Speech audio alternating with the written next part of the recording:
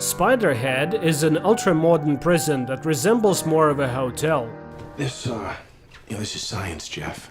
We're making the world a better place. In this facility, inmates live under a more relaxed regime, have the right to take walks, interact with each other, and have the opportunity to reduce their sentences and receive bonuses. But it all comes at a price. Spiderhead carries out medical trials, and not all of them are harmless. To be fair, it must be said that all experiments are voluntary, and each inmate has the right to refuse and return to a standard cell in another prison. Ray, one of the inmates, sits in a chair in front of a mirrored window, and Steve announces the start of the experiment by injecting a substance into Ray's bloodstream. Just a minute later, they administer the first dose of the drug to the subject and begin reciting simple jokes, causing Ray to burst into hysterical laughter. When the jokes are replaced by grim facts, the subject's reaction remains the same. Ray continues to laugh hysterically. Another morning in Spiderhead is no different from the previous ones. Inmates are awakened by a loudspeaker, and their names are immediately announced for participation in the experiments. Steve inquires of Jeff if he's willing to try the new N40 compound on himself, which no one has ever tried before, and the guy readily agrees to participate in the experiment. In addition to the test drug, another one is administered to enhance the speech centers of the brain. This allows Jeff to describe his state in great detail, mentioning the smallest details.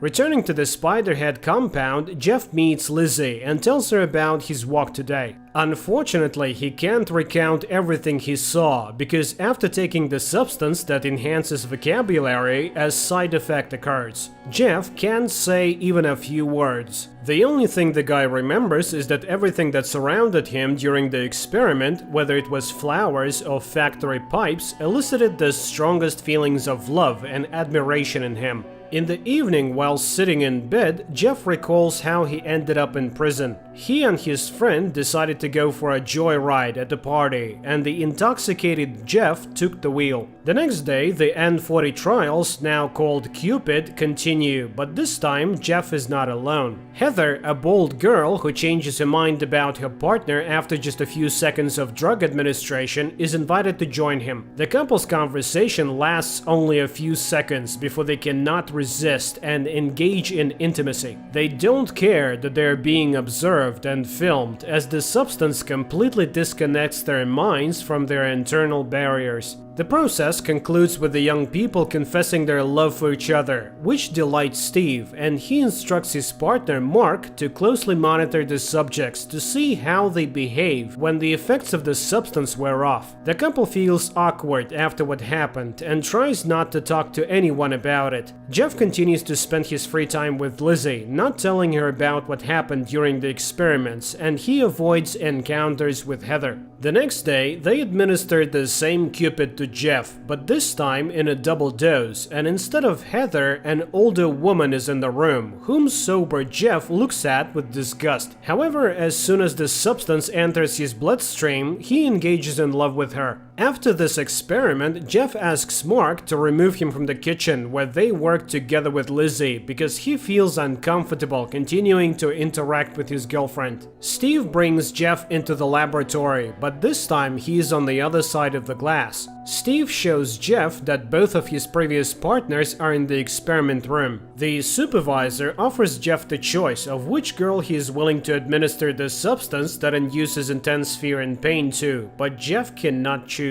He is indifferent to both of the girls, and he cannot wish harm upon them. In the end, they simply release the girls, canceling the experiment. Having the right to another Friday walk, Jeff calls his girlfriend, who was with him on the night of the accident, but once again he only gets the voicemail. In the evening, Jeff spends time with Lizzie, arranging a small Christmas surprise for her. When Jeff finds himself in the familiar chair in the laboratory, he sees Rogan in front of him, a massive inmate covered in tattoos. Jeff recalls everything that happened with the girls in the previous days and refuses the experiment. Nothing happens, and the men are simply released after a couple of minutes of silence. Jeff realizes what has just occurred. He and Rogan were partners with one of the female inmates, and she was supposed to choose which one of them would receive meds. Bursting into Steve's office, Jeff confirms his suspicions upon seeing Heather there. Furthermore, the doctor does not even argue with the inmate. On the contrary, he shows him a diagram of who is supposed to get close to whom under the influence of the drug. In response to Jeff's complaints, Steve reminds him that being in Spiderhead is a privilege, and if he is not satisfied, he can transfer to a regular prison, albeit without hope of early release. Understanding the hint, the next time, Jeff sits calmly in the same room as Rogan, without any hysterics. Steve sends Mark on a weekend break, advising his friend to enjoy his time on the mainland. Steve himself decides to take the Cupid to experience the ecstasy he had only seen in his subjects before. The experiments continue, and Steve warns Jeff that they will have to administer dark influx to the girls, as a certain committee demands the purity of the experiment.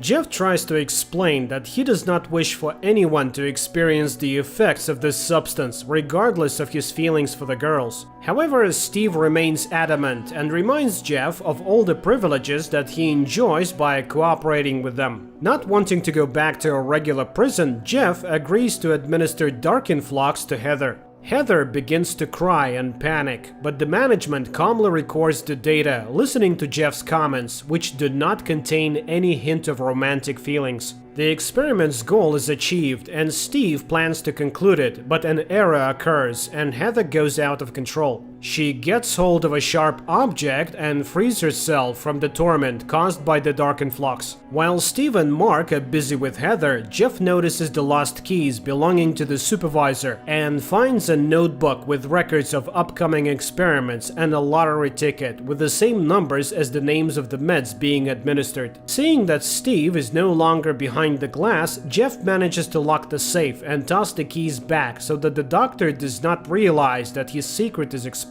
Steve warns Mark that if anyone finds out about what happened to Heather and he has to answer for it, he will drag everyone who participated in the experiment down with him. Lizzie participates in the experiments for the first time, and the first thing they administer to her is dark influx. After experiencing it, she meets with Jeff in a secluded place and shares her feelings with him. Lizzie confesses that she's not sure if Spiderhead is better than a regular prison with the strictest regime. In turn, Jeff also opens up to his girlfriend and confesses that on the night of the accident there was not only his friend in the car, but also his beloved girlfriend who did not survive the ride. That's why he willingly undergoes the trials on himself, hoping to somehow atone for his guilt. The candid conversation between the two of them leads to them spending the night together. Steve quickly deduces the close relationship between his wards and decides to use this connection for his own purposes.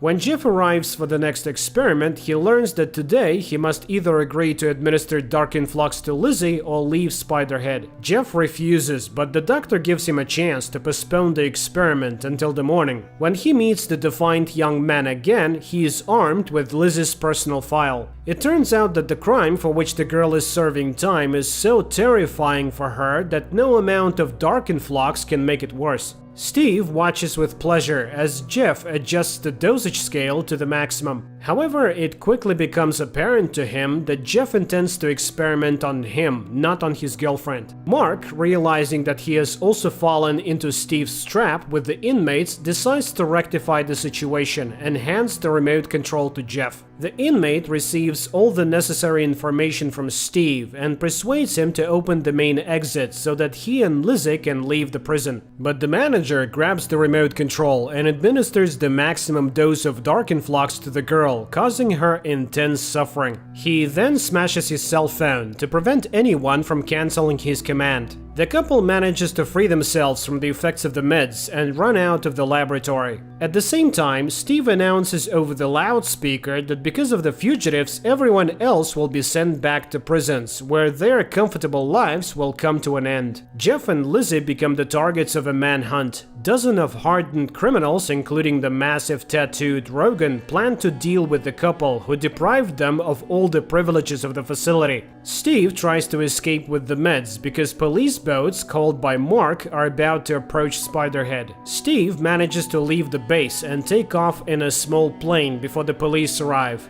But since his remote control is shattered, meds are injected into his bloodstream in massive quantities. Another release of Cupid induces admiration, and the man steers the plane towards a tiny rocky island, seeing it as a paradise. Mark, on the police boat, watches as his former boss circles above the sea and then crashes into the rocks. Jeff and Lizzie hijack a boat and manage to sail away before the police arrive. Happy and free, the young couple regrets only that Steve did not invent a substance that could induce self-forgiveness. And that's how the movie ends.